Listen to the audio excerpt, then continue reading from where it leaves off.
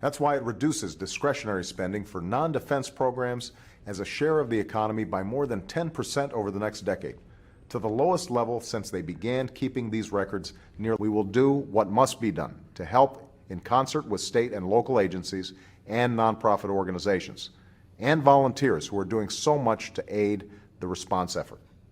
A new report for the Business Roundtable, a nonpartisan group that represents the CEOs of major companies, found that without significant reform, healthcare costs for these employers and their employees will well more than double again over the next decade.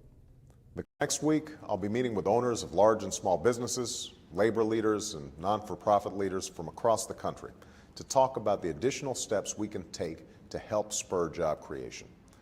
That practice has kept the vast majority of those with PTSD who served in non-combat roles, but who still waged war, from getting the care they need.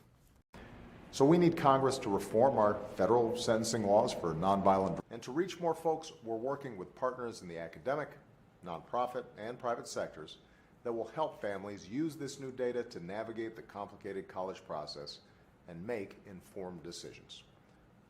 But over the last few decades, we've also locked up more nonviolent offenders than ever before, for longer than ever. Many are nonviolent offenders serving unnecessarily long sentences. Many are serving unnecessarily long sentences for nonviolent crimes. Christian, Muslim, Jew, and non-believer alike, all forged into common service. This year, we also addressed two other problems that keep workers and wages down: the overuse of non-compete agreements that hurt workers in the job market, and the unfair practices of companies that collude to set wages below the market rate. We are a nation of Christians and Muslims, Jews and Hindus, and non-believers. That's why we will continue working together with China on a whole host of global challenges, ranging from energy and climate change to public health, from nuclear nonproliferation to terrorism and violent extremism. This new program will provide up to $35,000 to help struggling but still credit-worthy small businesses pay off non-SBA debts, money they can use to pay suppliers and vendors or pay down credit card debts. And we have re-energized a global non-proliferation regime to deny the world's most dangerous people access to the world's deadliest weapons.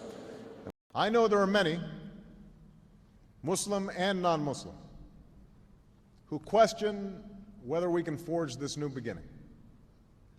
Over the next decade, non-defense discretionary spending will reach its lowest level as a share of our national income since we began keeping records in 1962. Now, I've been very clear that from the United States perspective, Israel's security is non-negotiable.